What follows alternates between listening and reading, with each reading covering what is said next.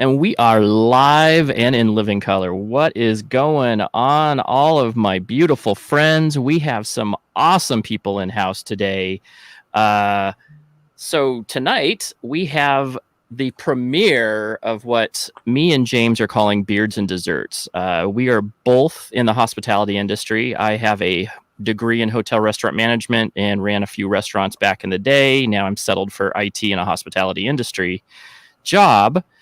And James is an actual chef at a very cool country club, and he makes amazing stuff. And I was like, we are both culinary people. Let's make something and jam on this. So this is episode 1. Thank you guys for coming on in. What's going on, James? What is up?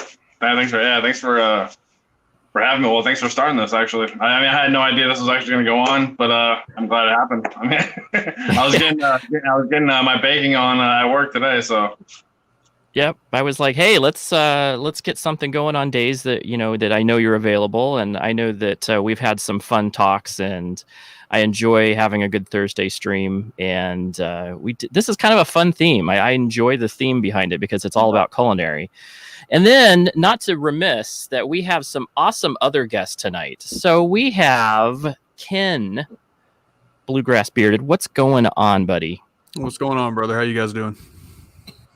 Hanging in there, living this dream. This is an awesome, fun time, guys. And then we have that channel to be named later. Chris, hi, what's everybody. Going on, my friend? Hi. I don't know. I just woke up, saw this email, clicked on it. I'm in here with these weirdos, so let's have some fun. That's right. So we have a lot of stuff to discuss today in an hour because we have Joe's live stream coming up, and we might go a little bit over, but we try to be real mindful of that. But we have so much fun to be had tonight. And I think that if you look on IG right now, you'll see some mostly amazing on the person below me's plate. Yes, you saw some amazingness come out. Tell us about your dessert for today, buddy. Maybe I'll show you. I'll do the whole thing here. Bam. There you go. So this right here is strawberry cheesecake bars, I guess you could say. They're cut up like bars. But yeah, that's one of my favorite desserts that I do enjoy. So I thought that'd be a nice little entry, a little intro to tonight's live stream. That's awesome, man. So tell me a little bit about it. So just to get into a little bit of the recipe. So it's strawberries, of course, on top. Basically, I'll go from the bottom to the top. Yep. Starting with the crust, I do the graham cracker crumbs, some butter, cinnamon, a little bit of sugar, a little bit of salt. Put it in the cooler for like a half hour. Let it kind of harden up, and then with the filling, cream cheese. What I use, cream cheese, a little bit of sugar, egg yolks, like 3 eggs, little bit of lemon juice. Yeah, I mean, I think there's probably a couple more things I'm probably forgetting. And then the strawberry strawberry top is just I made a strawberry sauce. It's pretty much just sugar, strawberries, and then kind of melted it, got it together in a sauce pot, kind of blended half of it and mix it together. Let it go on the little bit of cornstarch to kind of thicken it up. And then add the regular, like the whole strawberries to it as well, and then wait for that to kind of thicken up, and then add it to the top once the cheesecakes came out and cooled. Add it to the top, and then that was it. Wrap it up and put it in the cooler until right now. So. And that's it, guys. That's it. That's all there was. Just 20 steps. I love culinary arts for that exact reason. They are most chefs I know are the most humble individuals you've ever met. And they're throwing down amazing food that you're just like, and you said and I just did this with some scraps. Awesome. Classic strawberry cheesecake. It sounds amazing. Good job. I made this one, and there's a second one at work. A girl gave me some bananas, so I made pretty much the same thing, but I added strawberries and bananas to it. So that one's at work. That sounds You're making a fat boy happy over here, chef. That's all I'm saying. Right. Doesn't that just sound ridiculously good to me? I'm just like, Yeah, Yeah, my Yeah, girlfriend's for like, sure. you're gonna come over and because she's at her mom's house right now. She says you're coming over and dropping some off later on. So There you go. That is totally awesome. I love, and cheesecake is one of my favorites of all time. Like, I go to the Cheesecake Factory for their cheesecake, and I absolutely love their variety of cheesecakes. And I've been at places where they actually ship it in from New York. Super good fine dining places where you're just like, and I'll order the cheesecake. Thank you. Yeah, it's shipped from New York. But you know what? We have another. I don't know if Chris made anything. Did you? I don't want to impose that. What do we have for dessert? What is this? All the way from London, England. Ooh, Ooh, what is Nice. that, sir? nice chocolate. there you go. There you go. You can't go wrong with chocolate. Not from England. Not No. that Cadbury stuff they have over there. Oh. That's just like so much better. I completely agree with you. I lived there for 8 years, and Cadbury's chocolate is by far the best. Even their M&Ms are better, to be honest with you. So Cadbury eggs in, yeah. Oh yes, yes. My better half will kill for an English Cadbury eggs. Ooh. Yep, absolutely. So, and then, so where are you grabbing that from? I'm in a bunch of different groups, and because I do a lot of blade reviews. So one of the everyday carry groups I'm in is worldwide, but it's based out of like London, England. So I've made a lot of friends there, and we've been able to do some trades, and I've got some really good English candy coming. That's awesome. That is awesome. And then we have, and I know about this already because I've seen pictures of this Yes, we have. already. So me and other people have talked about this, that Miss Bluegrass needs to be selling her cupcakes. So tell us about this cupcake today, and then we can talk about more of the cupcakes that I keep seeing that look just amazing. Well, first of all, you assume that I can't cook anything by that, right? So I want to say, Chef, I make a mean Jell-O no-bake cheesecake, brother. There you go. Ooh, no bake. Ooh, the refrigerator does all the work. And that's about all I got. She married you. Why? Just It was the good why? look. The good look. Duh. Okay. No, so I've got cupcakes. My wife is a gourmet cupcake chef. She literally makes these things from scratch. The whole cake flour and sifting it, which I've helped with that part. That sucks. I hate doing that. I do. But yeah, so I have cupcakes. Nice. Look at that. And So- tell us about the flavor on these. These are amazing. Yep. So this one is she just made these today. She said, I think I'm going to make some cupcakes today. I have nothing better to do, I guess. So this is a Fruity Pebbles cereal cupcake. The frosting, the icing on it is some kind of I'm going to mess this part up. I know there's sugar. It's supposed to taste like kind of like milk, cereal bowl milk or whatever. Oh, wow. So that's what this one is. And then this one is a rum chata cupcake. This is the best cupcake I've ever had in my entire life. Wow. If you guys know what rum chata is, it's actually a rum drink. It's made in Wisconsin. Oh, is it? Okay. Really, really good. So that's Christy drinks that. So when I saw that and I showed Christy, she was like, I said, there's another reason why Ken and Ken's wife and my wife should be like best friends, because my wife drinks rum chata like it's going out of style. Yeah, it's good. Good stuff. Yeah, it is really good stuff. So apparently our wives have in common baking and furniture, from my understanding, right? That's exactly it. So she has an antique business. Yeah, it's weird because it's COVID time. And that used to be the thing to do, was just go and pick up furniture from everywhere. But now you just can't do it. And I think there's also too many of those shows that they show you how to fix up your furniture and sell it for really expensive. Right. So once that kind of happened, then we realized that picking up $20 dressers places was a little bit more difficult. But they're still doing it. Still something that she loves to do. For the record, she does actually sell cupcakes. It's not actually a business, but she makes a lot of cupcakes for locals for graduations and weddings and different things like that. People ask her all the time to make cupcakes, and sometimes she can, sometimes she can't, but she does. So I've got a treadmill right this direction that I need to get on tomorrow. Cool. And then, so joining a little bit later, we have my buddy Brian, who just What up? walked in the building, and he is with High Mountain Sage. He is one of my really good friends as well. And he has a dessert that he would love to share with us today. So I mean, he it's, made one as well. It's not really homemade. It's That's just okay. it's just ice cream with a whole hell of a lot of syrup. That works. That works. Nothing wrong with that. You can't go wrong with that. You just can't go wrong with that. Right. Dessert Classics is the never best. die. Absolutely. I will tell you this, that I had so much fun today in this. There was a time in my life where I drank and I had alcohol available to go and cook with. And so I realized today that, like I just don't have that anymore because I don't drink.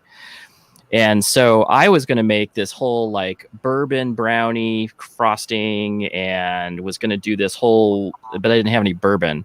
So we just went for fudge topping. So Caden did the sprinkles. He said, you got to have sprinkles. And then we did fudge frosting, and then chocolate brownie.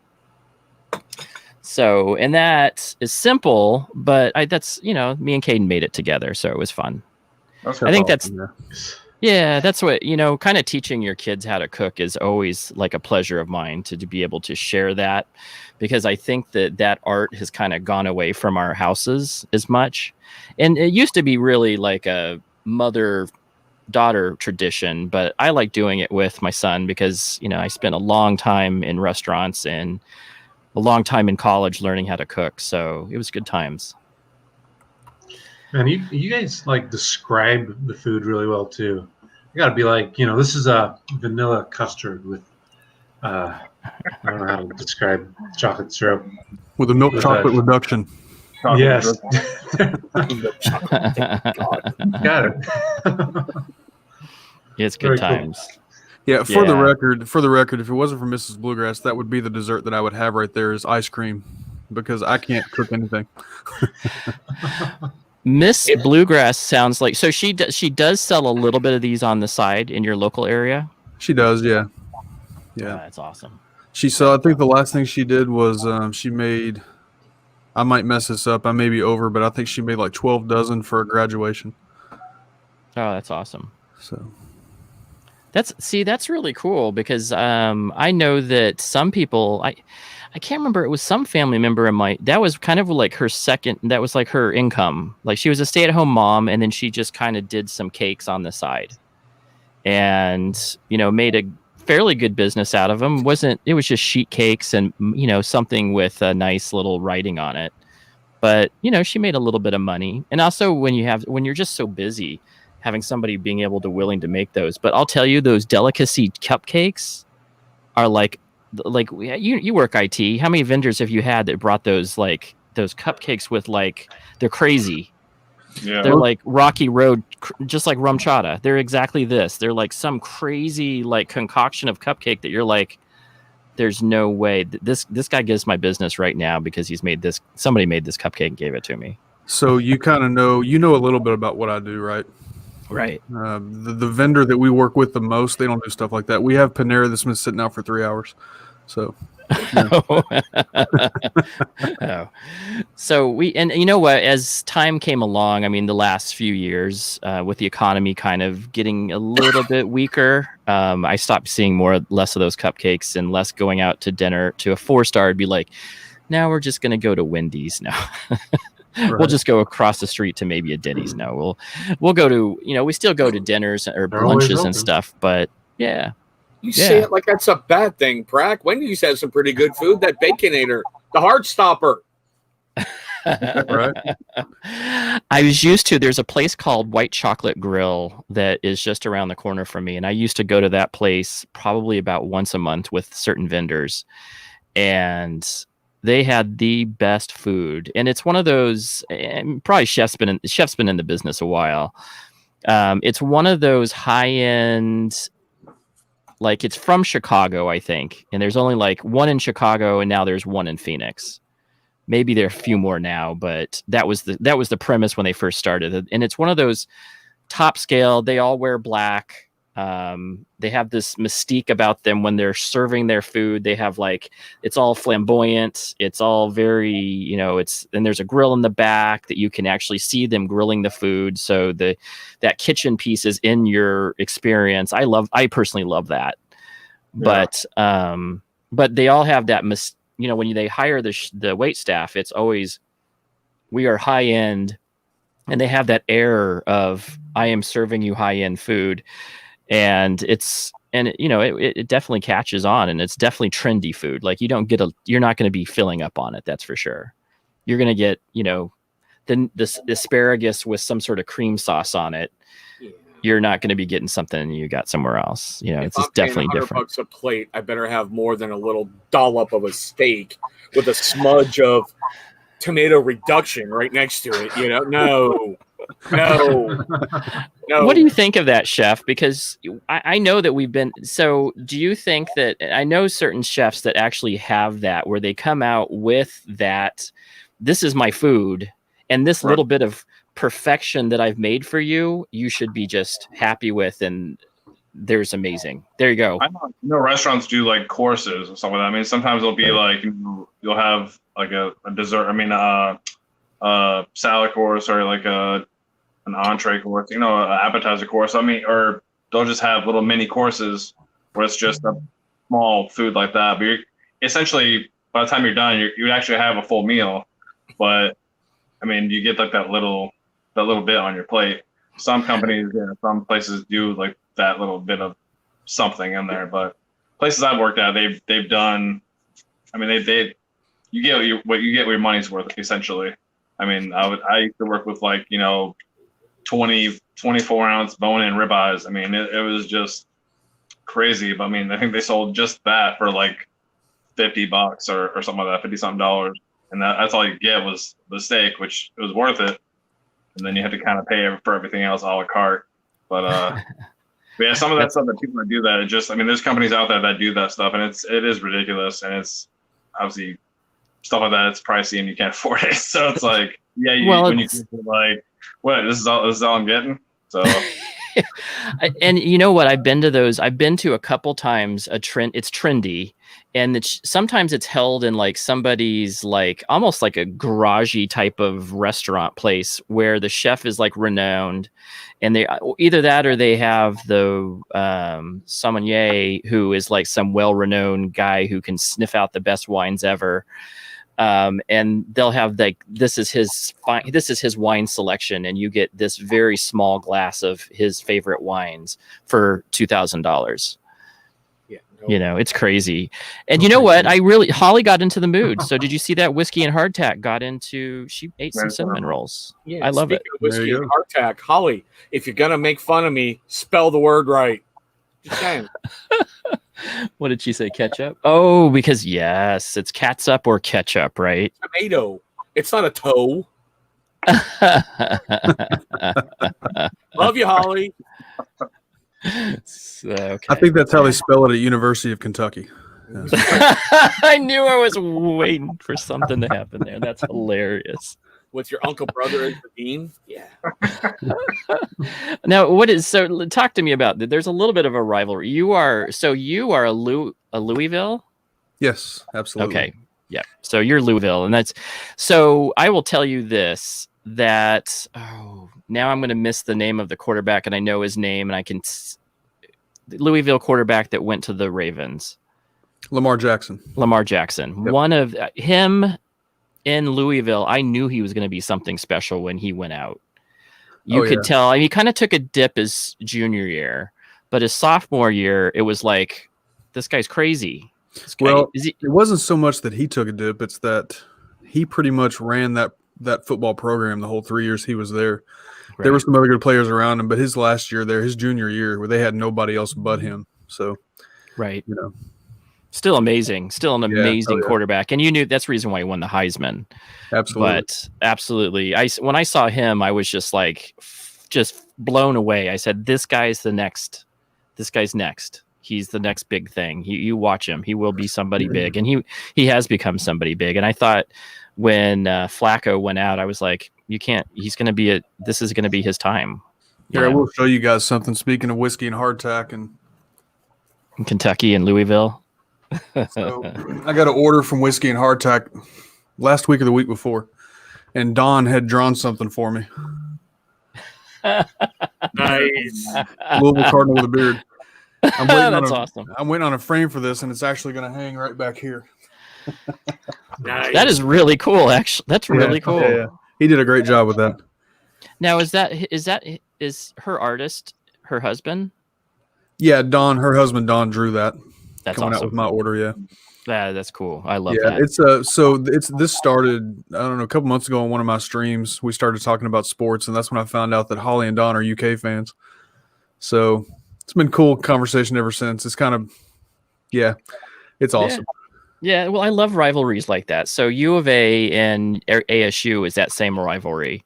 And I think we're the oldest rivalry, even though we're still West Coast Pac-12, Pac-10 people, right? So not as many people watch us and know about it, but I'll tell you, it's crazy. Like, I used to be really involved in it, and I've kind of toned down my hatred for ASU since I live like maybe 2 miles away from it. Right. But man, I'll tell you, it gets loud. It gets crazy. Like, I've been at some of the games are crazy to go to, and they're fun. They're fun because of that. I'm sure that the rivalry games for you guys, have you been to one? Oh yeah. Oh yeah. Yeah, it's good times. It's such good times. And you just feel it in the air, that electricity, and anything happens on those games. It's like you could be like Kentucky could be losing every single one of their games, and that game's the game. And they may win that game just because of that rivalry. Because that bad blood between the two. I love it. Yep. So hey, real quick, I must have missed it. How do you say the team that I'm a fan of? Louisville. They say Louisville. I saw 10 Kingdom Beer Company, what he said there, quit saying Louisville that way. What did I say? I might have said, I thought I said Louisville. Isn't that it? Yeah, it's a fun conversation to have because we pretty much pronounce it Louisville. Louisville. Yeah. Okay. It's not Louisville. Okay, cool. No, I thought that's probably the way I pronounced it because I knew it wasn't Louisville. right. I knew it was like King Louis. Yeah. But interesting. Yeah. See, she's from Kentucky as well, right? There's like all these people from Kentucky. You guys need to have like as soon as the COVID thing, I want to see a everybody get together-a-thon. You guys just had that where I saw Weatherbeard and Tevin join in. That's an awesome time. How was that? Oh yeah, it was great. Actually, Corey will be stopping back in Saturday as they're driving through. He's going to actually be here at the house. So Oh, cool. Good it's a lot of times. fun. Those guys there's a couple awesome guys. Yeah, that's so fun. I enjoyed watching that stream. And you know what really made me mad was I missed it. I saw it pop up, and I'm just like, Christy's tired of hearing my streams for the night, so I got to go and do something else, So I wish I would have. And then I watched it later, and I'm just like, oh, man, that was awesome. It had Tevin and them in it. Go ahead. You're picking up on that, right, Ken? You're picking up on that. I know he said I should Ken, whatever. Who cares? Ken. And then it comes back later, and oh darn, Tevin was there. Oh yay! Tevin was there. Tevin was there. Well, you do one a week, and I am going to say that I did put my foot in my mouth, but No, it's all good. I'm not going to not claim that right now. But that you just had there's so many things going on that you just have to go, okay, I have to go do chores now, or I will never get any chores done. But I wish there was something on IG that would say so and so is going to go live with so and so. Like there's like some broadcasting thing, so then I can go, okay, I'm going to go watch that. That's what I'm going to set my day around. So that way, when you see it's not just Ken, but it's Ken going live with Tevin, then you'll go watch. That's right. And Weatherbeard, don't forget that. And I usually Weatherbeard. jump in on yours quite a bit. I think that yours, I try to follow BAM's as much as possible. oh my God, Prac, stop! You're just backing the backhoe up. And I know. digging Do you hear deeper, that? deeper, I just deeper. thought that. Okay, we're shutting up. Moving on. Just giving you a hard time, brother. Pause. Just keep moving.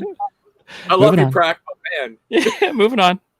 I do like that Holly said Holly's a Yankee and Don's the Kentucky native. So that's exactly like with me and my wife. She's a Yankee and I'm a Kentucky native.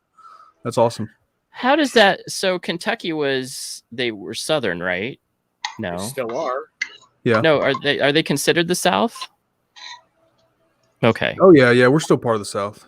I'm claiming that. Absolutely. I'm not a Northerner. Gotcha. But they're on the border, though, right? Because you guys are awfully close to Ohio and. Yeah. So historically, if you're talking about going back to the Confederate days, Civil War days, yeah, Kentucky, actually Louisville at the Ohio River, that was kind of considered the gateway to the North. So that's kind of where the line was, I guess, historically. But yeah, we're definitely in the South. And so apparently, yeah. So my dad is from Virginia, and my grandma was a Southern Belle. She was a daughter of the Confederacy. That was like a group, I guess, or something. Oh yeah. Yeah. There's like I guess yeah. So she was like something to do with it, and they did like those little dances and stuff like that. They called it cotillions or something, cotillions. And she absolutely grew up in that lifestyle of the South, the Southern, the whole Southern hospitality. And I love it.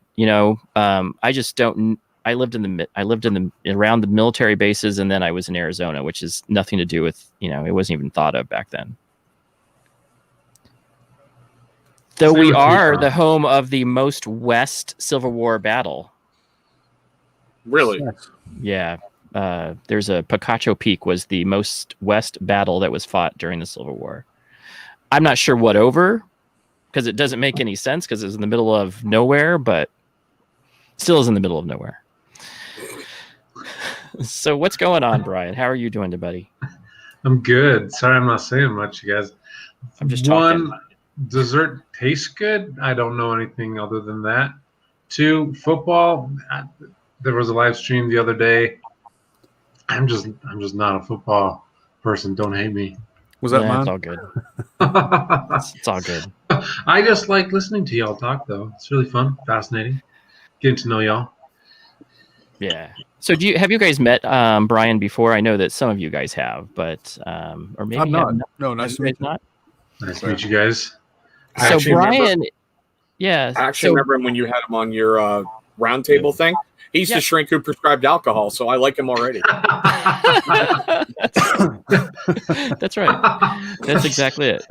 That's great to be remembered for. So that's actually how he was on I found him we started talking because I was doing a live stream about parenting and things, and then he's a therapist who works with kids as well, and other, he actually works with all sorts of individuals from all age ranges.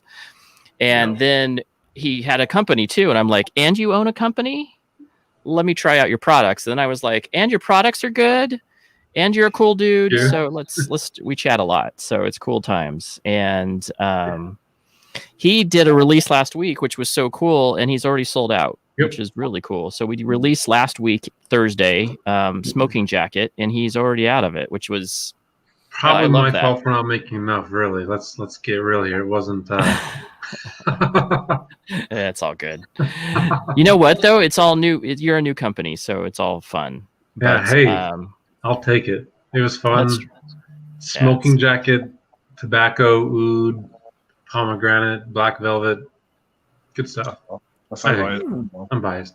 It sounds like a dessert almost without the you wouldn't want to eat the tobacco, but the rest of it's all like dessert stuff.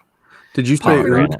He said oud, maybe not oud. Tobacco, maybe not oud. Pomegranate, oud, and a black velvet, which is a combination of a whole bunch of different other scents like tonka bean and cypress and stuff like that. So oud is all I need to know. I just need to hear the word oud and I'm in. All right. Well, as soon as we have another batch made up, hit us up. Yeah, Absolutely. super nice and super good, and it's a super good product. And then he has a whole theme going with that one, so it's really fun.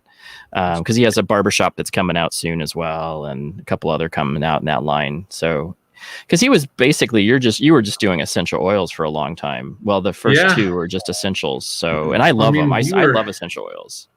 We were just doing, farmers markets up until COVID hit, and then all the farmer markets shut down. I was like, well, all right, let's go online. And everyone online's like fragrance, lasts 12 hours or longer, and essential oils are like 2 or 3 hours is all. Well, let's try our hand at that. So here we are. Good time. Yeah, that's cool. That's cool. And that's what I love about the beard game is that there's just so many cool people in this group. I mean, there's just absolutely cool. And I was talking to somebody, I said the other day that, I mean, here I am on a live stream making dessert, and so many people were getting so excited about it with me.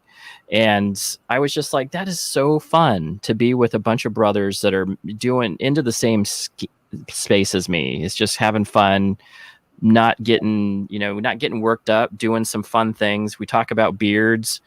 Chris has a knife thing, or his knife Hey, reviews, his knife thing, his knife stuff.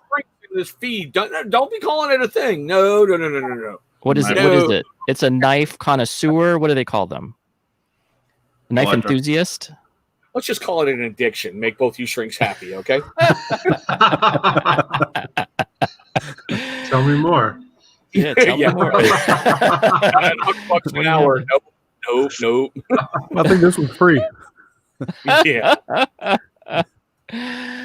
So I still think that I've enjoyed a lot of your newer streams out, Chris. And if you guys haven't been able to catch some of his streams, he's done a really good job with talking to Bearded Beta this week. Very good stream. And then he also had one that actually had my name pop in a little time, is Jiminy Cricket's he's Jiminy Cricket, and I'm in his head now, being that conscious, saying, hey, Flat mugged him, okay?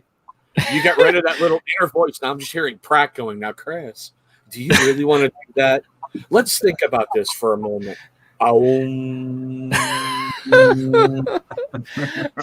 It's like, do you remember those ones where it was like there was like this little angel and a little devil, and sometimes the devil won, and sometimes the devil just like killed the angel or something, and it was kind of funny. It was like, I think Tom and Jerry had those little ones like that. Yeah. Sounds about right. I'm the Jiminy Cricket of the world, or I try to be, but I'm not. I'm really not. Ask my kids; they'll tell you. No, Dad's not nice. We got to get them on a live stream and just get the other side of Pratt, not this, phooey, I burned the muffin. We need to hear the breaking out the wire hanger and beating kids, Pratt, Wire coat hangers. Daddy loves you. Daddy loves you. Daddy loves you.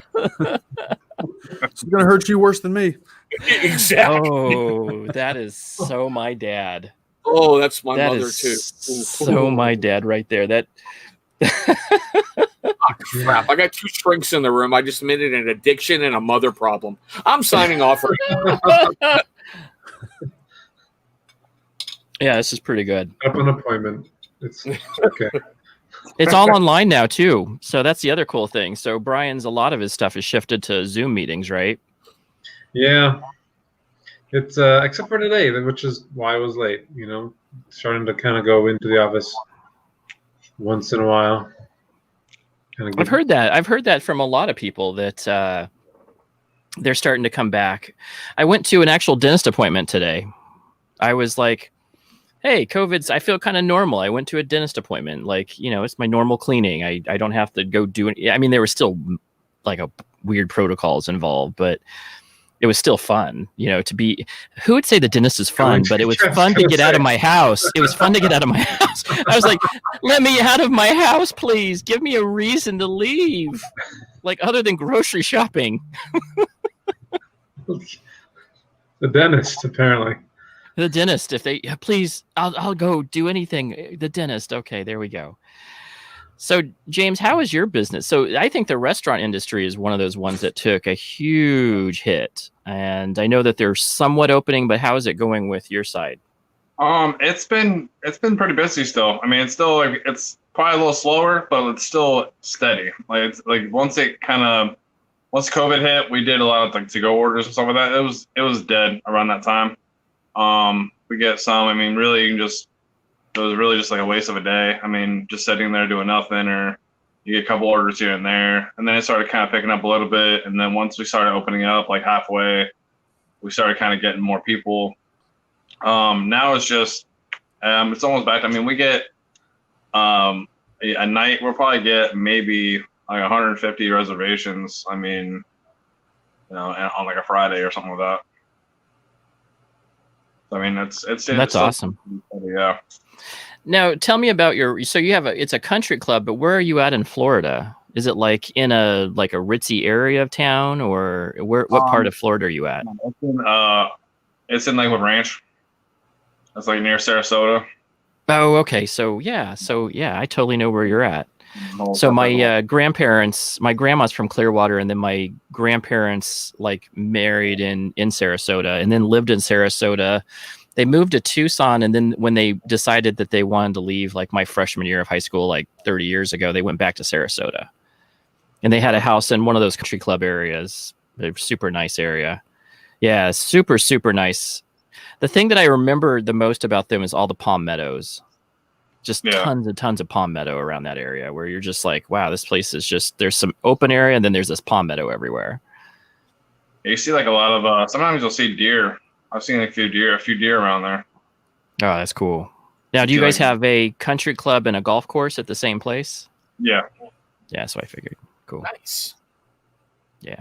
Country clubs are fun. And I was telling him my chef's horror story last week, or the week before, but I do, country club is definitely a different type of cuisine because it can be upscale. And in his case, it is upscale, which is super nice, but you still have people coming in after their golf games. So I guess it'd be like there's a bar and grill type of side where there's this bar where they hang out after they play their round of golf. And then do you guys have that fine dining area where people come in after, like at night on a Friday night or Saturday night?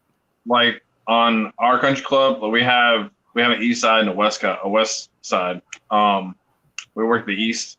The west is more upscale. It's kind of upscale, even though we're still like kind of like a fine dining. They're more upscale, while we're like a casual kind of fine dining. I mean, so it's almost like you come in and hang out, like almost like the younger crowd. Like, so there's some of the old people, come in as well. I mean, but you get a little bit more of a younger, as well. But I would say it's a little bit more younger side to older. But that's cool. It's like a casual hangout, even though we still kind of put out, the good food and stuff like that. Even it's just more of like a casual fine dining, while the other side's more really like a fine dining. That's cool. I love that. Now how long did it take to make the cheesecake that you created for us today? This one, I think it took like 45, 50 minutes. And then I had to let it sit for like 10 minutes out of the oven, and then I put it in the cooler. Nice. Once you take it out of the oven, it settles, and then you kind of put it in the cooler. Yeah, to get that. So good. I know. That's what I was like. He lives in Florida. Last week, the last time I really thought for some reason. Now you came from Cali, so I know that we had you lived at some point in Cali, but now you're in Florida. And so I was like, hey, I got another like West Coast friend, and he's like, no, I live in Florida. I'm like, darn it. So that means that I can never go to his really restaurant easily unless I have to go do an East Coast tour or something, which I've talked about doing because that sounds like all of my bearded brothers are over on the East Coast, especially like in Kentucky for some reason. Kentucky, and Chris is my West Coast brother. He's in Oregon, right? Or Washington? Washington. I'm like 5 minutes away from Canada. I That's can seriously like spit a good way. I'll hit the border. What city? I'm in Skagit County in Washington State, but I'm seriously like 5 minutes away from Vancouver, BC. Nice. We get them coming down here all the time to hit like an outlet mall that's really close, and it's so funny listening to Canadians try to talk trash to their kids. They're like, "I'll flick you, eh?" I'm like, "Is that like child abuse in Canada?" I'm like, "Grow up, just go for it," No bruises. Go get Exactly. That's hilarious. Pick up the phone book. So I had a dear friend that I didn't realize that there was so much wheat grown on the eastern side of Washington, and I didn't have any.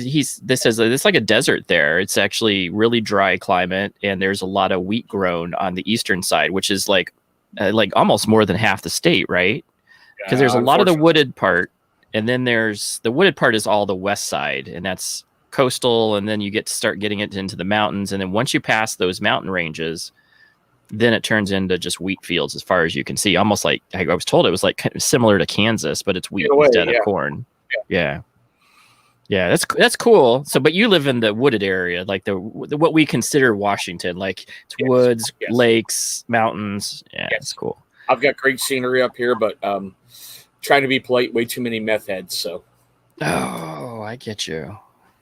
So you have all the, is it hippies or just people just showing up and just not being, it's a weird mix of the both. It's you got those guys walking around to be like, "Peace, brother. Can you spare $1?" No. Really? Give me $1. No. And then you got the other guys who are like, "Hey, what are you putting in your car? Where do you live? I'll see you later." Oh no.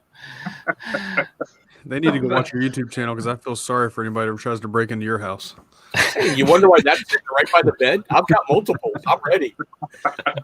I can afford to lose one of these in a police investigation, not a sidearm. So Oh my goodness. He has You like, just followed the wrong one home. yeah. that's what I'm saying. There's your sign, buddy. There's your sign. You followed. You've chosen poorly. There's got to be weapons in like each room, I would think. I've got them everywhere. Seriously, my kids leave them alone, but we've got like rubber training weapons that my kids are really deadly with. I heard you say something like that about the when you were on the beta, is like, hey, we got some fighting going downstairs with Nerf Yeah. wars. And I was We have- like, that sounds we like you have- guys have a full battle going. Yes, we have intense Nerf wars in this house. Intense. I love that. Sounds really fun. That Oh, does it sound is. like fun. Yeah. Unless you're half asleep trying to walk down the stairs and get hit. You're like, bastard. I was a casualty the other day. So I have 23 20-year-old kids, and a 20-year-old just bought a bow and arrow kind of Nerf gun thing, but it Yeah. has like a ball on the end, and then he shoots everybody with that thing, and that thing has some force. It shoots like 200 yards or something in my house. This is right by the bed in case the kids try to late night raid. I'm ready. That's awesome. So I will show you the mega gun. This is mega gun, and it has like, I think it We shoots. just have these just by you. Well, I In got my one house, for it's you. the same way. So in my house, it's the same way. You never know when one of these. Oh, he's got it. Does he have one of the? I'm wondering if he has an automatic one. That's what I mean, I've seen Probably. those. Andy, that thing's massive. It's just like right, right And there. it Oh, flies. there you go. Look It at this. shoots I the just bigger had to play around. bullets. Yeah, so it shoots the bigger bullets and it whizzes when it makes a Jeez. noise. Oh, there we go. Yeah. There we go. With the balls that hurt massively on the pad. There's They do. 35 of them in there. Oh my god. You guys mean business. Yeah, no Yeah, kidding. there's no. So We the don't other mess day, around at this house. that's right. That's the way. So Caden was just like sleeping, and one of the kids got him, and he's like, "He got me in the eye." I'm like, "Oh, we can't shoot at the eye." He's like, "Yeah, but I got him from like all the way across the house," and I'm like, well, "Good aim, but but you got him in the eye." So we're trying to not shoot in the eye. You'll shoot your eye out. It's funny. The only thing that I've got in my office is my beard mail opener. That's it. Ooh, there we go. There you What is your beard mail opener? What is this? Just a little keychain pocket knife thing. That's cool. That's all I have down here, though. Yeah, down here. I think you but- need some more. I think he needs some more. I think he needs some weaponry. I've got plenty upstairs. Oh, got I'm sure you those. do. I'm sure you do. I'm sure you do. So, we just bought our first. We, as in me, just bought my first firearm. It's not at the house right now, but we got our first Glock, and I love shooting that thing. I didn't grow up around them. You know, my dad being military, you would think that we had some sort of, but again, we're Air Force, so we don't have that stuff around. He had to do shooting stuff, but I don't think he ever really was he wasn't an enthusiast. But I enjoy going shooting. It's really fun. I've gone shooting a couple times in the last couple years, and it's so much fun to just go out, especially BLM land. What's Chris going on? He's got something. I'm good. I'm just He's good. reorganizing over here. Something moved. Oh, okay. He's getting another Nerf gun. He's getting ready.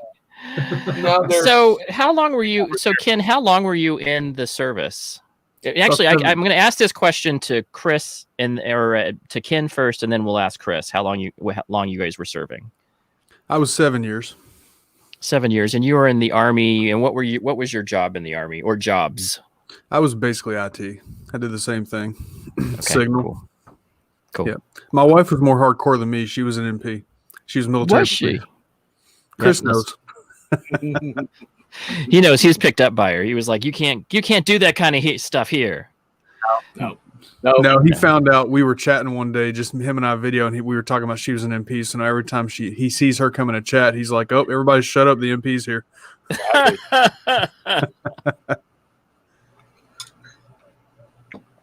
So how long was she in? She was, I think, 4 years. 4. I think 4, yeah. So it was one of those situations, right? We met in Germany, and then from Germany, I deployed. I had just come back from deployment when we met. Mhm. And then not too long after that, maybe 7 months after that, I PCS. So I moved from Germany to Fort Bragg. And so she stayed there. And then so we linked up. Basically, we stayed friends, but we got together about 11 years later and That's got married. cool. So, yeah. Nice. Vietnam. Ooh, Huh? Bragg. Vietnam, Fort Bragg. Vietnam, that's it. Is Fort Bragg the helicopter place? Is that No, that's Campbell. No. Fort Bragg is airborne. Fort Campbell is dope on a rope. Hey, I mean aerosol. hey.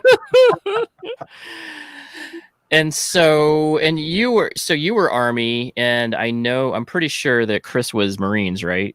Oh God, no. No, I don't you're like not crayons. No, I was Army. You were Army as well? Okay. Don't sound so shocked by that. I thought you were Marines for something. No, maybe that was I was thinking about Chesapeake. He was Marines, I think. Yeah, Gary's an ex-Marine. No, excuse me, former Marine. Ugh. Former They get all Marine. bent out of shape when you say ex. There are no such things as an ex-Marine. We're all former Marines. Whatever. So you were in, how long were you in? And what was your job? You were in what? I was 6 active and 2 reserves, so I did 8 total. Okay. And then what And were your jobs? my job was supposed to be way back when in the 80s when I joined in, personal computers weren't big in your homes. I was supposed to be a computer machine operator, which just basically meant sit around and change tapes on mainframes and do that crap. But when I showed up at my first duty station, they didn't have a slot for my MOS. Basically, they didn't have a reason for me to be there. I just got assigned there. So I got to go out in the field and do fun things like, I'll go be an opposing force with the unit that you guys are assaulting. Okay, I'll go hide in the field for a while. No big deal. That's cool. Yeah, So you're part of the drill type of thing.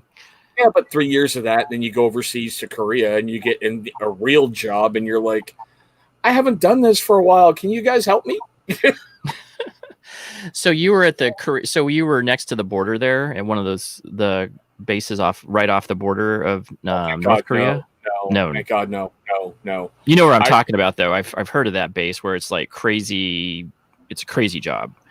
Yeah, you talk about the DMZ up there and like Camp Right, Boniface. exactly. Yep. Nope. Yep. Nope. I was way down south, living pretty good. I was in Nice. Daegu, which is like a resort town, for lack of a better phrase. Oh, It's okay. where a lot of the rich Koreans kind of live, way down south. So the only thing I had to avoid was like the monthly riot that Americans were there, and we were good. Did you do? Was that considered a remote assignment, or was that considered just a base that you went to? Because my dad did remotes where he couldn't bring his family. It was like and with his career, he had to do like before he got out, he had to do like one remote, and he went to a base off of Incirlik. Well, it all depends. Like if you're married, you have the option of having an extended tour in Korea if you bring your family. There are no permanent bases within Korea Republic of, because everything is called a camp. Now, if you see something that's called fort, that's a permanent installation, but a camp is something that's supposed to be able to be picked up and moved. Kind of like, MASH from the 70s, the mobile army hospitals. Right. The camps were under that same kind of designation, but because the war technically is still going on in Korea, everything over there is a camp. That makes sense. And I've actually heard that that's the case, because I've known some people that were in the Korean, I guess it's the conflict, right? It's never it's not a war, it's a conflict. But yeah, it was, and that's the reason why we're still stationed there, is because we still are defending that area still. Because anything crazy could still, we know that anything crazy could still go on there because of who's running the show in North Korea. Well, yes and no. I mean, that country's basically bankrupt. Everybody kind of wants peace. North Korea can barely feed its population. Right. And, we're getting off on political, so you might want to wrap it into something else, because I could go on this for hours. And Right. No, but I think the premise is there. I think we get the premise, because you were there, and that's the reason why I asked, is because you got that whole, like, hey, what's it like to be here? And that was the same thing for Ken. So did you find, like, living on a foreign country, that was the piece that I loved, but I lived in an English speaking country. So it was England for 8 years. Did you find Germany to be kind of a harder place? Did you just stick on base, or did you do a lot of the traveling? No, we traveled around a lot. I mean, the cool thing over there is that most Germans know English. They actually learn it in school. Right. So most Germans, you can go out and communicate. There was a couple that did not speak English, but that was cool because we learned from them. So it was always cool. That's cool. And what was your experience like with wandering the places in Korea? I mean, Korea is just so foreign to me. It's like, it's East, it's amazingly different. What was your experience like over there, Chris? Once you got past the initial culture shock, because it's a whole different experience over there, you could see some amazing things, but you could also see some things that make you go, what? Huh? How do you think that's normal? Like farmers selling their daughters into slavery in order to get money to do stuff, and you're like, really? You'd sell your daughter? And you have a lot of rich Koreans whose sons never understood what happened before and hate you for being there, but yet you go into the field and you go into a remote location, and there's people who remember the conflict, and they're like, we love you, we're so happy you're here, thank you for being here. And you're like, but like 50 miles that way, Yeah, that's crazy. I can't even imagine. And it's so, that is such a foreign part of the world. And that's not very far away from a major place where there's still some hatred towards Americans. Oh, there's a lot of hatred in Korea. I mean, right. God forbid you call anybody over there Japanese, you'll get killed. That's great. They will literally kill you because their hatred of Japan is just intense. I've heard that. I've actually heard that from, or being called Asian or Oriental. What was it? Oriental. They don't like being called Oriental because that's a rug, not a people. Exactly. They have awesome food though. We've got a Korean restaurant not too far away from here. It's outstanding. I love Korean food.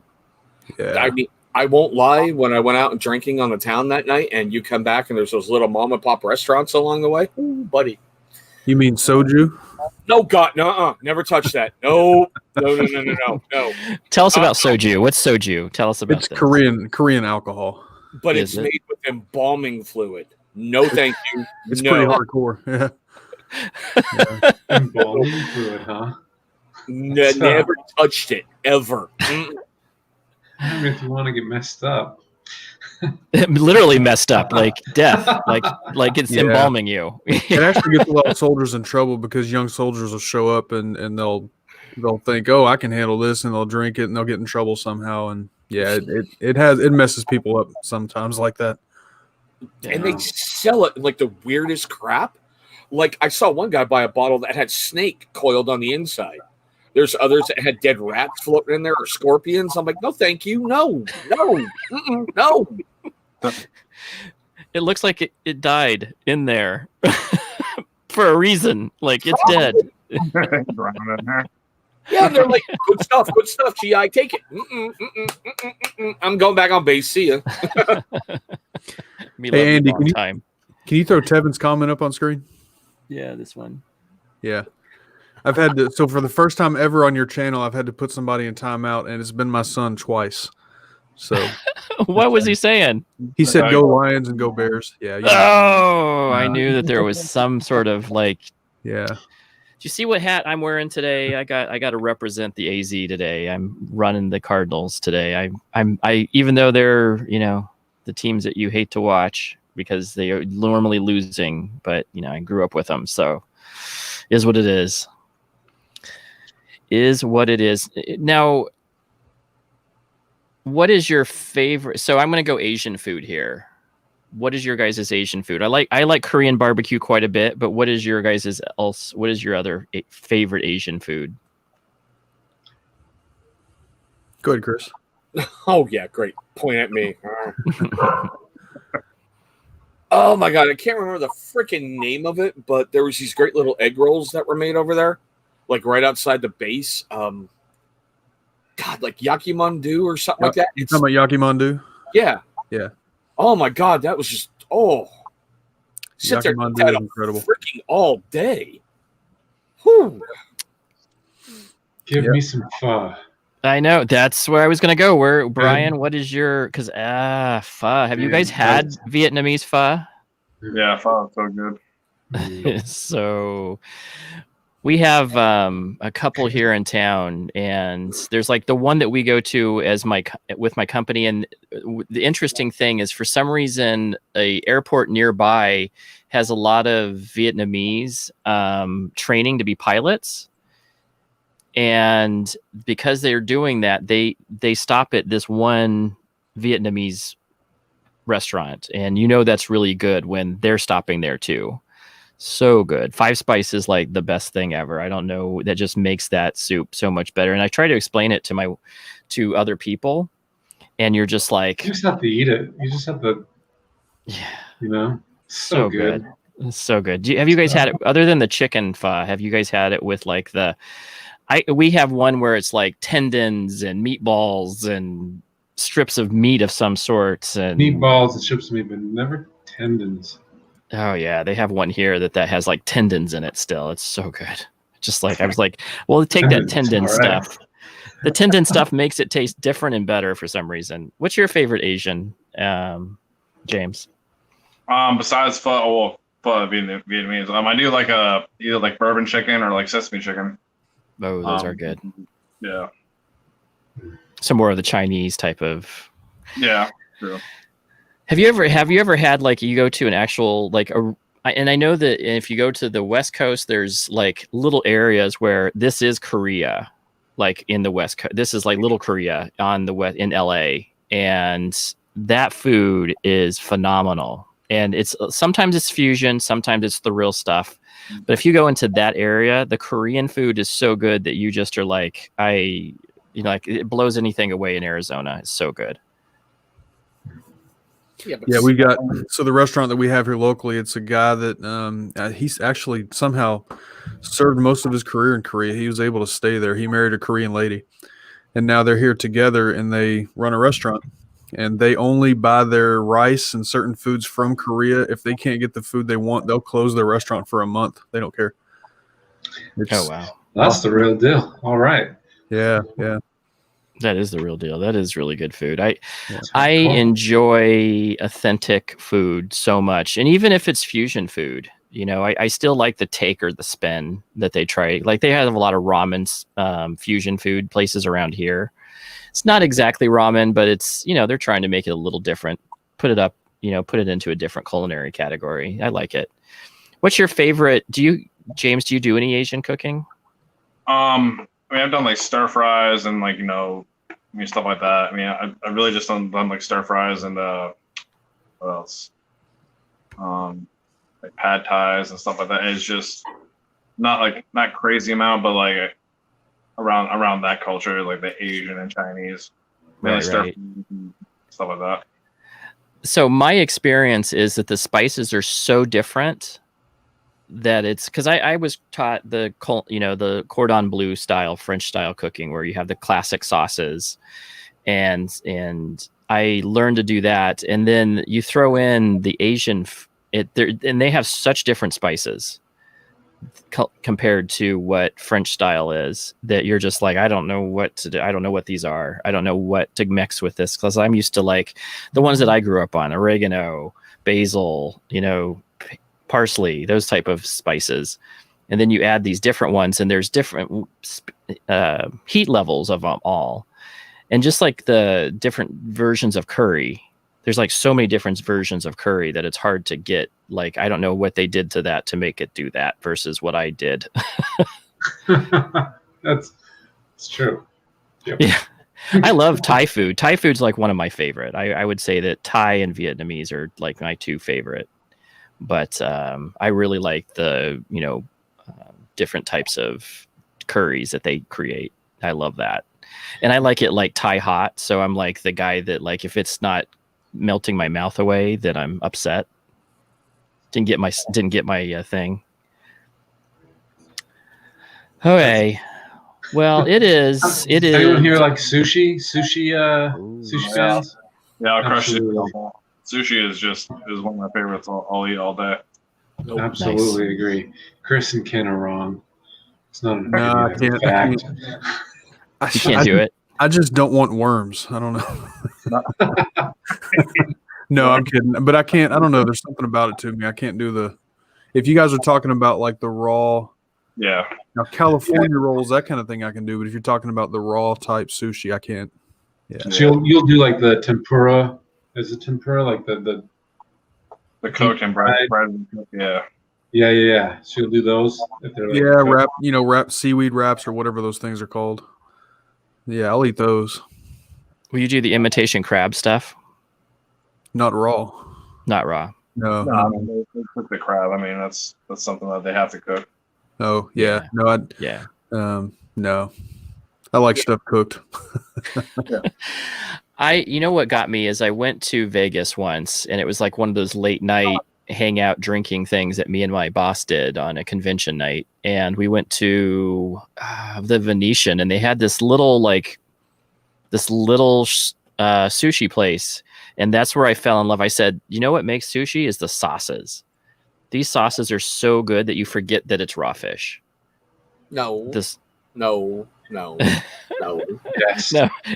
No. You're just- We're over this. I'll lose because I don't have any Nerf guns, but still.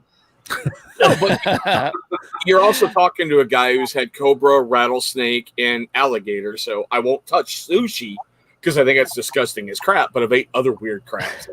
But that stuff was cooked, right? That's kind of cool. So what's the most exotic thing people have eaten here? Most exotic alligator. Alligator? I've eaten bear. I've eaten ostrich, rattlesnake. Ostrich. Yeah. Rattlesnake. What about you, James? I know that you probably have some interesting. I've done let's see, foie gras. That shit's good. Which is foie gras is the duck liver. Done that. What else? It's called sweetbreads, which is like the thymus gland of a cow or calf or something like that. Yeah, that was a while ago. But that's I would say that's more like the craziest stuff I've eaten is that, besides like the raw stuff like sushi or whatever. But crazy wise, that's Sweetbreads, wasn't that part of the Silence of the Lambs? Isn't that one of the things that Hannibal Lecter No. talked about eating? Talk to me. Go away. You're right. I'm remembering something. Yeah, What I was that, can't remember where it's from, but I remember that being that statement in there about sweetbreads. It's like he was saying something yeah. about Buffalo Bill. Yeah. This is Interesting. on guard now. He's got his gun ready. He's got his kids. He's got his gun. He knows it at any time. One of these kids could sneak up on him. They're trying to tell me the oven's on and it beeped. I'm like, nice freaking try. No one turned it on. You're not setting me up for an ambush. Nope. So I've had some weird ones. I've had snail, of course. Snail's not that bad. Have you ever had snail, James, Escargot? or anybody? Yeah, escargot's not bad at all. Again, it's all about the sauce. If the sauce is good. I had a really good chef that cooked it with an No. amazing sauce. So good. It's a blob of snot with 2 eyeballs. No. I'm with you, Chris. I've had the tongue is not bad. I've had lingua, so that's tongue tacos. They do that out here. I've had tacos. brain. I've had brain because they cook out They do like in different tacos, they'll have brain, like beef brain in it. Different Sound pozole. like mad cow disease type. Yeah, you should have to really watch what you. Yeah, you still have to probably not eat that too much, but I've had it. You know what's funny? Me Um, and Chris are sitting there saying no, but we've probably have eaten this stuff and not known it in an Army chow hall. Okay, thank you. Oh, absolutely so. Absolutely so. Yeah. But yeah, I purposely ate some of this stuff, and other stuff you're just like, yeah, I'll get whatever you gave me because you said that was the best here. So yeah, Mm-mm. no. You So never you walk won't go to a off like, restaurant I'll and just go for the "Hey, experience. whatever." No. Hey, Chris, give me a Yeah. yeah. You guys The enjoy. The last time I was stupid enough to go in a restaurant and go, give me whatever, where I was sitting at a bar and had a $50 tab right away. No. No. That's bad business right there.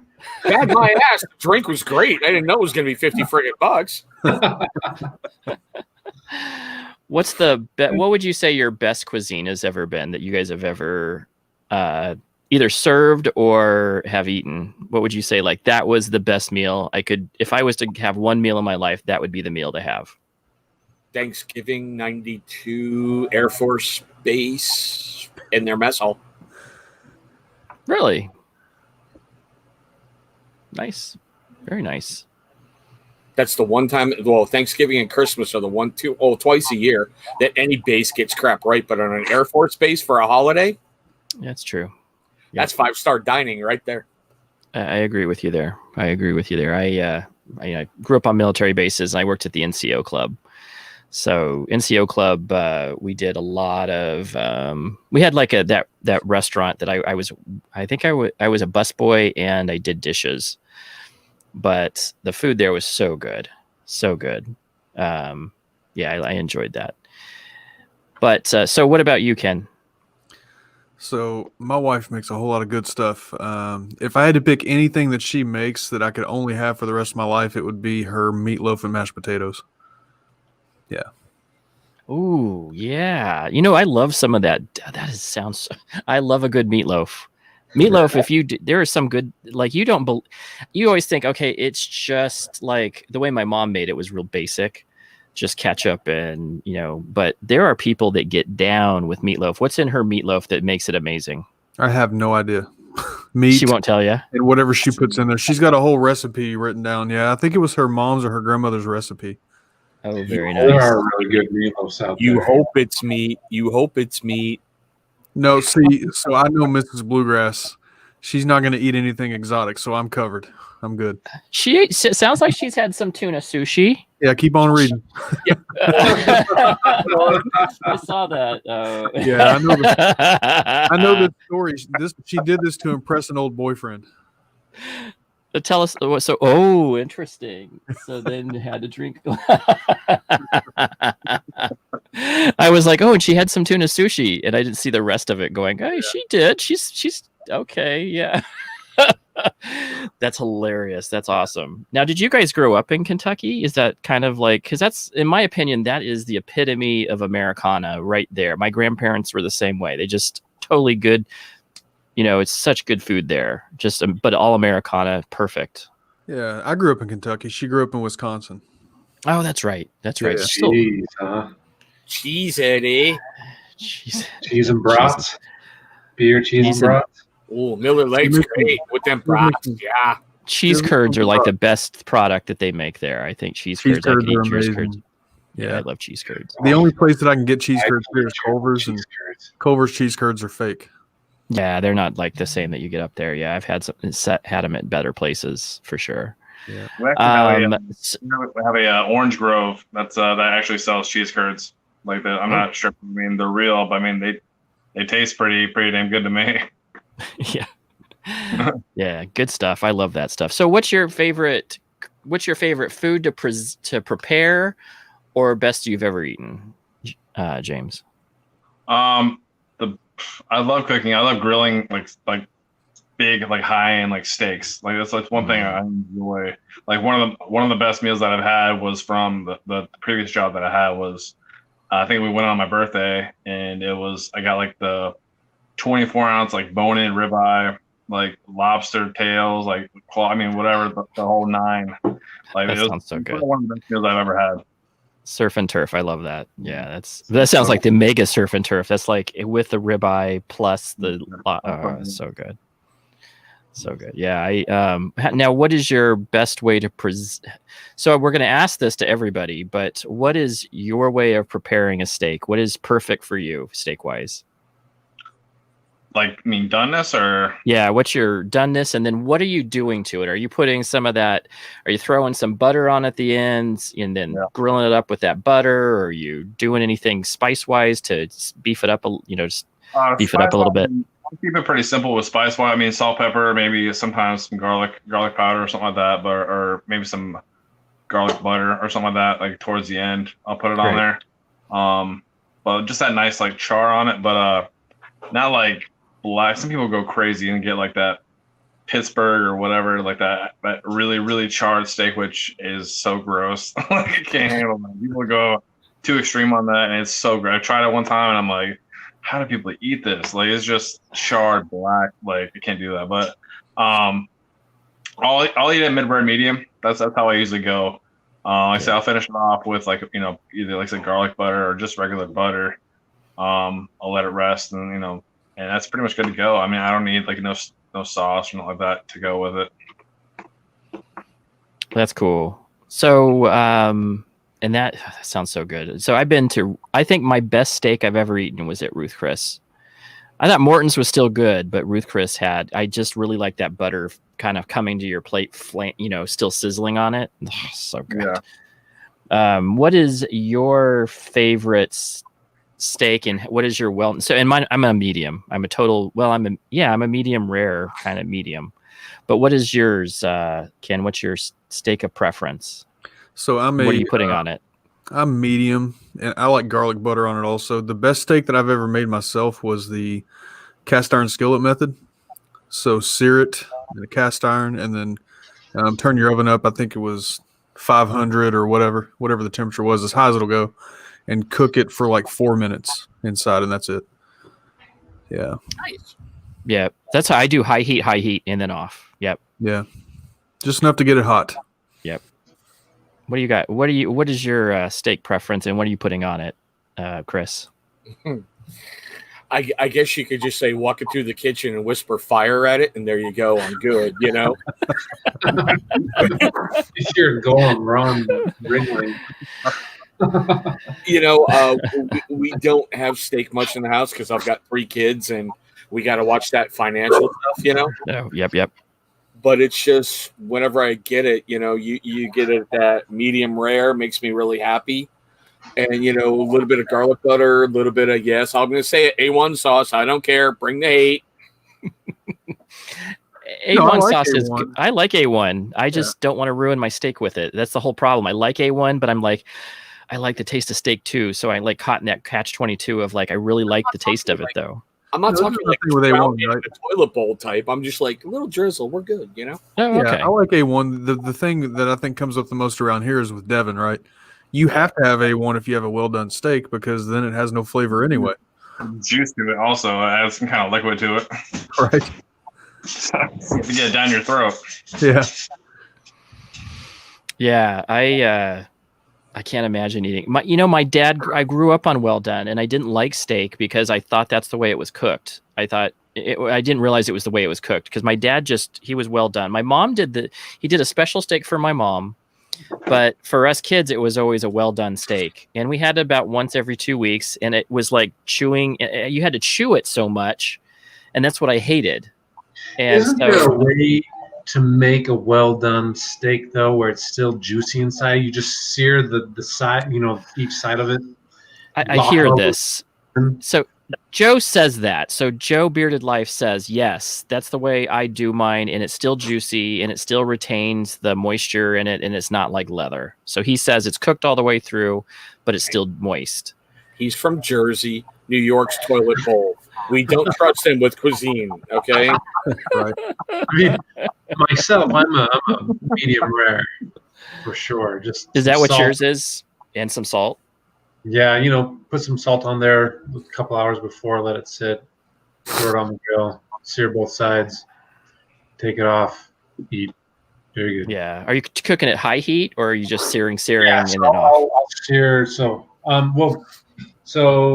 you throw it on there when it's high heat, flip it over to the other side, sear that, and then I turn it on low. Nice.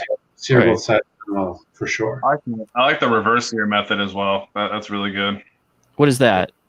It's you pretty much you can get a thermometer, like a little probe thermometer, and Mhm. you put it in the oven. I think it's like 350 or 400 or something like that until it gets like, I think 120 degrees, or I forgot. But you take it out. At first you season it, let it sit for like 30 minutes. Put it in the oven, let it come to a certain temperature. Take it out of the oven. Make sure you have a hot skillet pan and pretty much a little bit of oil. Once you flip it, add like a little bit of butter or garlic. You don't have to add anything to it. I mean, if you want to add butter to it, then that's fine. Kind of flip it back and forth, and you get a good sear out of it. Nice. And it's still keeping that moisture and still cooked. Yeah. Yeah, nice. Good ideas here.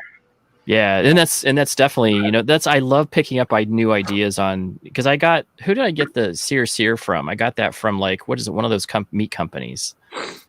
I can't remember the name of it, but it was one of those, like, hey, everybody knows that they sell the meats, the subscription meat companies, and they had the recipe for it. So I tried it out, and I was just like, yeah, this is probably so much easier.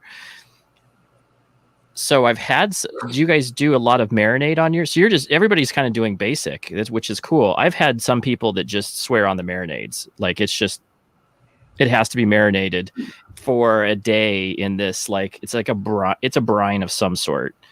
So it's like definitely has some Worcester sauce in it, and I'll some do other that. spices. Yeah, it's kind of like, and I think it tastes actually really good. Worcester sauce, if you actually brine it, and you just put a little bit of that water and maybe some vinegar or some oil, and then you just put some of that Worcester, it does taste good. So Yeah, usually I do something like that too with Pepsi. And then James, correct me if I'm wrong, because I might get this backwards. Usually lemon juice with beef, right? And lime juice with chicken. Is that, or do I have that backwards? Or maybe that's a Kentucky thing. I don't know.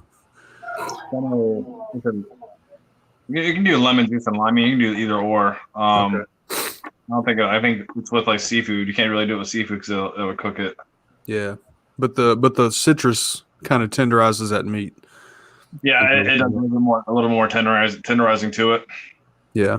it breaks down the collagen, or is it collagen? Great, not great. I mean, if it's in a marinade or whatever, a little bit of lime juice inside the marinade with it, it'll help with that as well, I think. Yeah. Now, I have a friend that swears on aged beef. So that's the big thing for him, is he's like, you have to go get aged beef. It has to be like aged for a certain time in a cooler. Sometimes because it's dry aged and wet aged. Right. Depending, I mean, it's kind of acquired flavor. I mean, there's a flavor that comes with it because what happens is you have mold that grows on it. It's in a controlled, temperature for 30 days, however long you want to dry age it, wet age it, whatever. Right. And once you take it out, you kind of carve all of that mold, whatever has built all over it, and you get that, a good state. But sometimes there's like a little bit of like a nutty smell on it, which is not bad. It's not bad, but sometimes it can throw people off. It can either be like maybe not good, but it's good, but it's just like, and it's a different taste, and it's something you have to like try and find out if you like it or not. Right. Yeah, and I've had different types of. I've had so much steak in my life. I actually love it. So we're coming up on intruding on Joe's. I don't like intruding too much on Joe's live stream, who started at 9, but this was a blast. So anybody out in the crowd right now who has seen It's fine. the food? It's fine. Oh, he's on. Good. We got It's fine. people covering. We got people jumping back and forth. So I did want to do my last bit before we, got into the 6:30 hour. My 6:30. It's your 9:30. But I wanted to get the last 10 minutes or last few minutes. I wanted people to kind of remember everything that everybody brought, And anybody in the comments or anybody in our who they thought brought the best dessert today? Chef. Chef. Yeah, I think Chef wins this one. Yeah, absolutely. But you know what though? I'll tell you that it was a really close one. Ken's wife. I cannot break that. I was really having a hard time with this one because I was like, should I bring this up because they were so close? I really love cheesecake, but I really love the creativity of Ken's wife coming up with rum chata cupcakes. That's not an everyday thought. And to come up with the idea that blends well, that's a hard one. That's a hard one to beat. That's creative. I think both of them did really good jobs though. And it sounds incredible, honestly. I wish I was living in Florida and in Kentucky to go eat some of these food. I tell you honestly, so cheesecake, right? I think cheesecake is the one. My wife will make cheesecake, and I think that's the one where she kicks everybody out of the kitchen because I think if you shake it, it'll fall, right? Is that the crust? Is that right? Yeah, Jay? yeah. It's the way you said when it rests or when it has to like settle for a long time. I'm saying so. It's like it can fall apart if it's. I mean, it's in like the way it's set up in a pan. It shouldn't fall apart until it's actually really cool off. So, I think it's when she's taken out of the oven, she makes everybody get out of the kitchen because we have little kids that it can be really like want to go play with everything. So. No, I don't know what that's like. Not at all. So, do you know what's really crazy is that I thought we got done with that phase, and now that the little kids, they're bringing them back over to Grandpa's house, that I'm like, oh yeah, I forgot about this phase where they're just like in everything. Like, why are you playing with that? Stop playing with that. Yeah. What are you doing? Now you give them a bag of Skittles and a Dr. Pepper and send them home. That's the other piece. So you'll be like, hey, how did they get into that? And then you're like, hey, son, how did they get into that? And then they look at him, stop getting into that. And I'm like, yes, I did my job. Good times. I will tell you that I really enjoyed the discussions. I think that if you get for people who are watching, me and Chef are so into the culinary arts and this loves of ours and passions, and we wanted to share that with everybody. And I think that food is one of those connecting pieces that if you think about your best fond family memories, it's usually around food. And so I thought I would bring that up as a last parting thing. What is something we've talked about best meal, but what is the best, most memorable meal that you've had with family and why? And we'll go Ken first. Oh, that's just messed up. The best, most memorable. Most memorable meal with family. Yeah. And whose family and how many dead bodies are we talking about? For you, I don't know about that.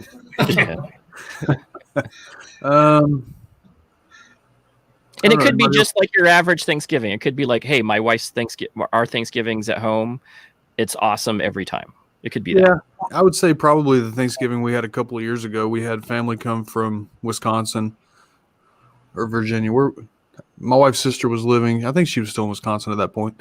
And yeah, we deep fried some turkeys, and they were here for several days. It was a lot of fun. Oh, that's awesome. That's awesome. And we got some good people. We got Kyle and Joe. We got Rob Acker in house. We got Dave from Bearded Guy KC. Thanks for coming on in. But yeah, that's awesome. I love that. That's awesome. So, Chris, what do you got? Why me? I'll just go with my better half's family gatherings. They usually get together every couple months and celebrate all the birthdays and anniversaries and everything during that time period. That's but good. You know, if we're talking about my side of the family, it's a drunken German Irish, brawl. So statute of limitations haven't expired on some of those crimes. That's all I'm going to say. That's hilarious. What about you, Brian? What's your most special family get together? Well, around it wasn't food. A special occasion. It was just like my favorite meal growing up. My mom would make homemade meatballs and spaghetti. It was the thick spaghetti sauce. Oh, you yeah. know? Oh, man. Texas cheese toast along with it. There you go. Is she Italiano? Yeah, that's what I'm thinking. You've got to be Italian. Nope.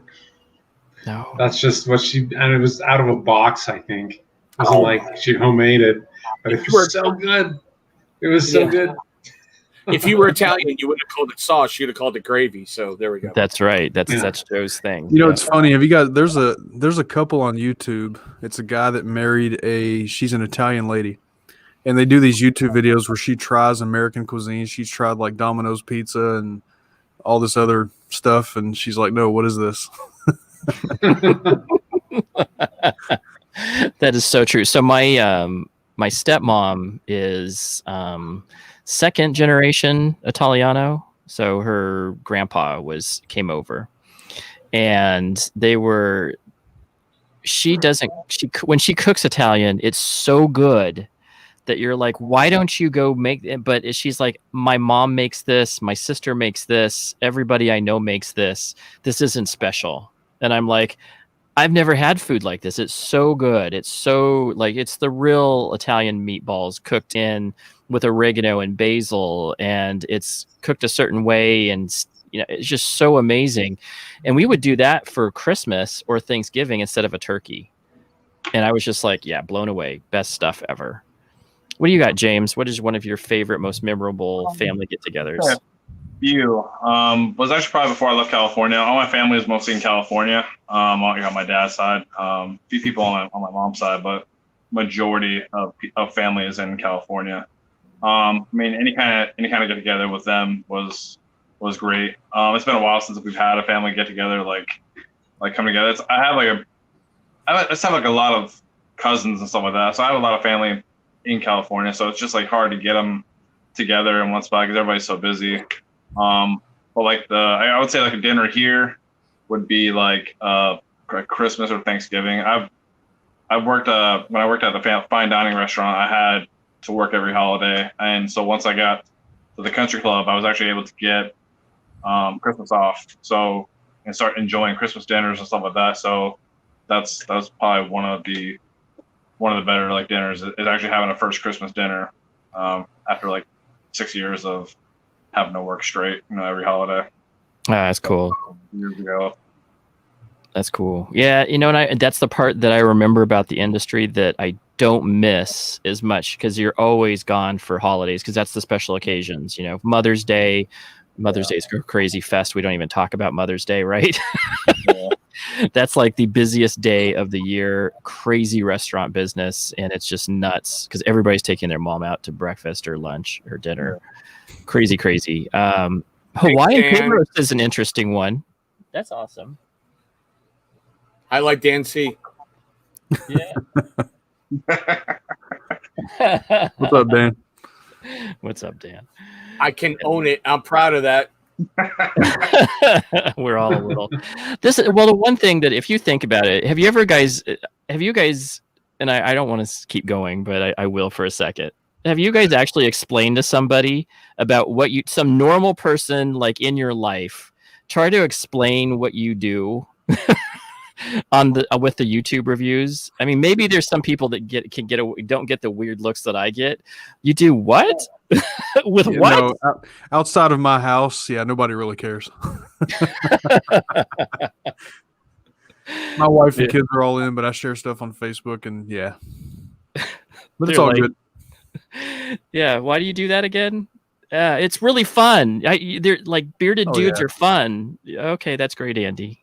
Good job. Yeah, no, I've got more friends here than I have at home, and that's because there's so many great people here. I mean, you have more friends in this little chat than at your house. In this whole community, you have more friends here than you do at home. That means your house. No, I'm talking outside my house. You exert some dominance with those kids. Show them who's boss.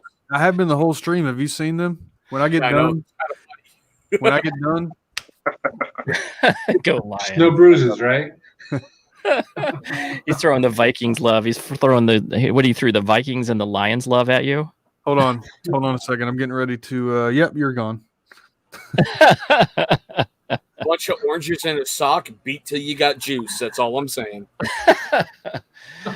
Do you remember what was that movie where it was like the soap and the sock, and it was it was an old movie where he was like in jail. That was like, Basic Training. Yeah, Basic Training. That's awesome. So cool. I think that's the funniest thing. I tried to explain to the dentist. I do like, hey, look, I have this cool hat. It's like part of my merch for my channel. And they're like, what's your channel? I do these like beard product reviews. And they're like, beard products? Is that like a thing? I'm like, I have a channel. I got a hat. It says I do stuff with beard products. It's cool. It's fun. I love it. Yeah. You No, gotta own it. You gotta like That's two embrace it. conversations. It's first, what's beard products? Second, you're doing reviews of beard products. What? no, that's the whole point. They're like, what is there, like 5 companies out there that one person said? I said, there's thousands and they keep growing. It's like crazy. I said, I said Man, the it's best. saturated.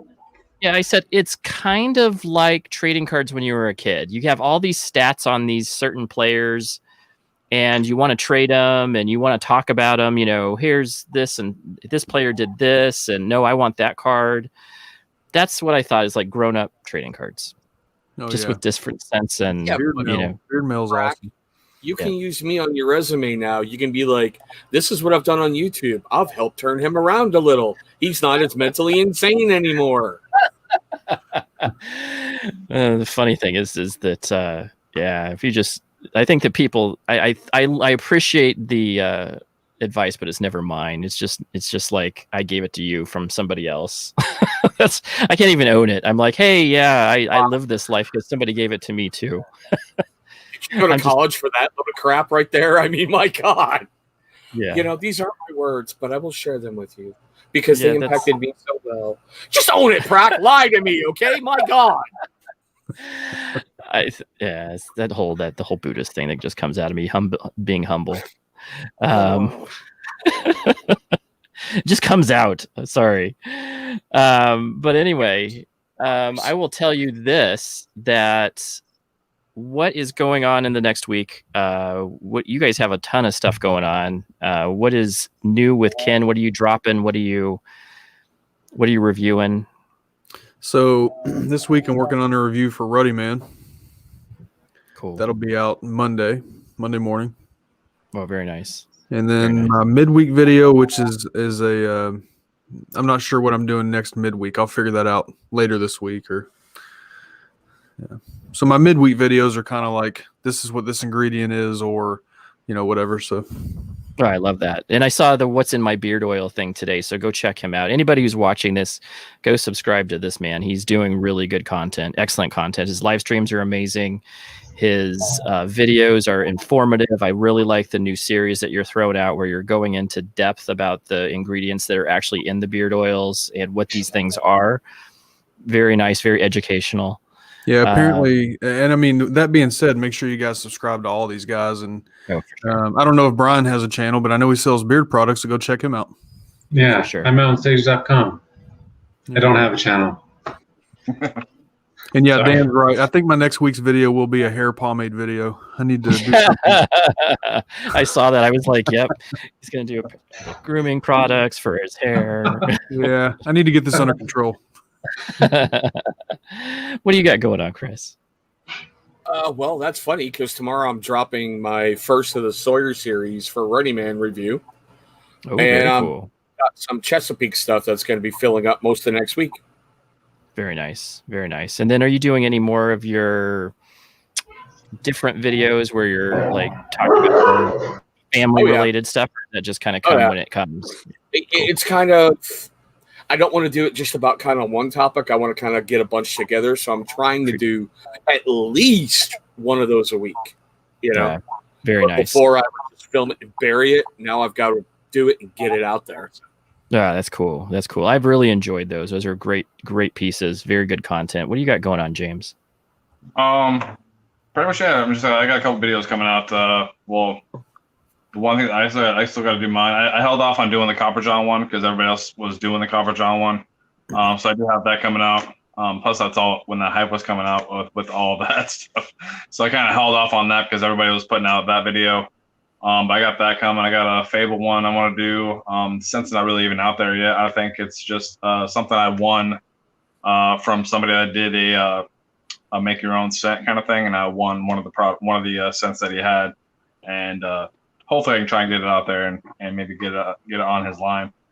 Is anybody surprised by Metal Chef winning something there? No, you beat me to the comment. Yeah, I haven't bought well, I bought a few, but yeah, majority of it is just Yeah, we know because we lost. Yes. Not like we don't want to hunt you down and beat you like a dog, but still.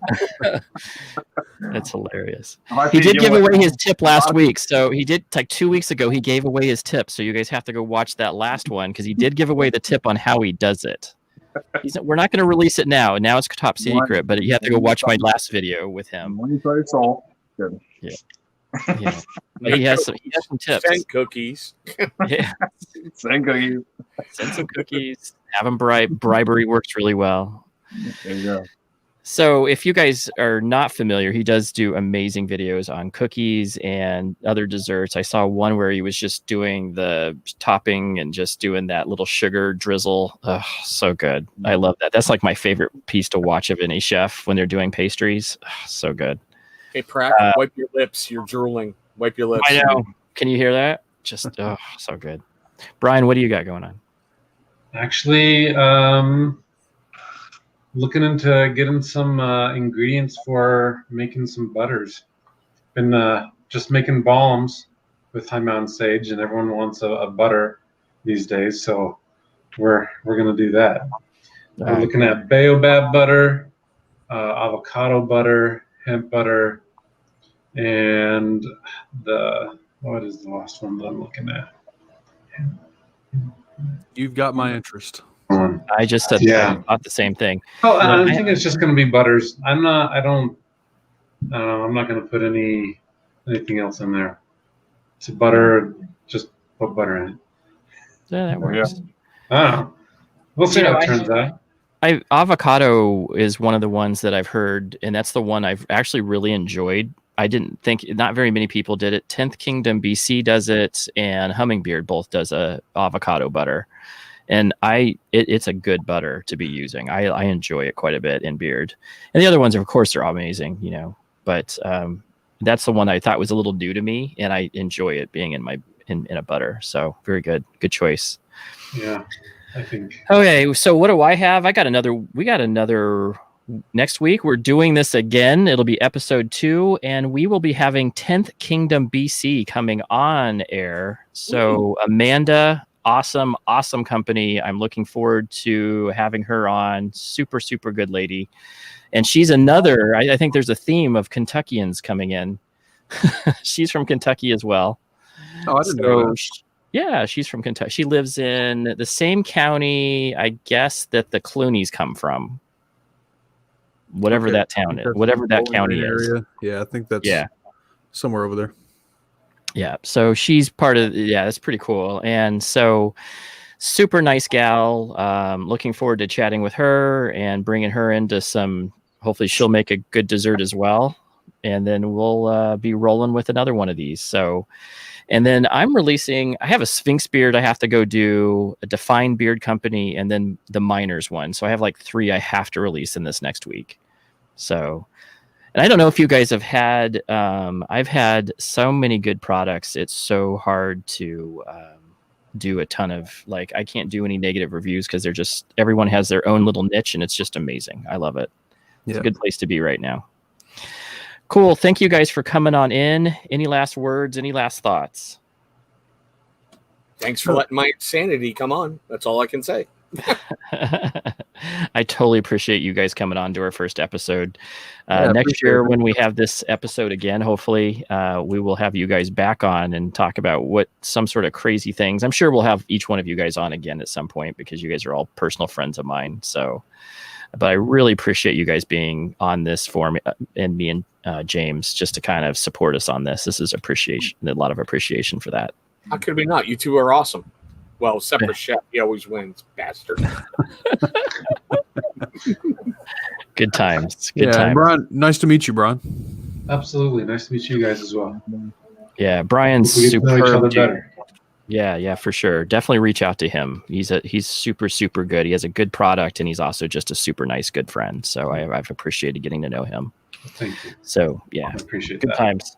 Yeah, no problems. Well, we will talk to you guys later. Thanks, and again to every person that sees this stream, is in this stream right now.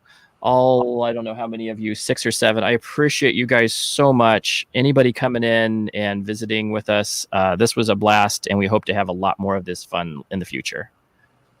Oh, yeah. Thank you very much, and have a great night. And stay bearded. See you guys.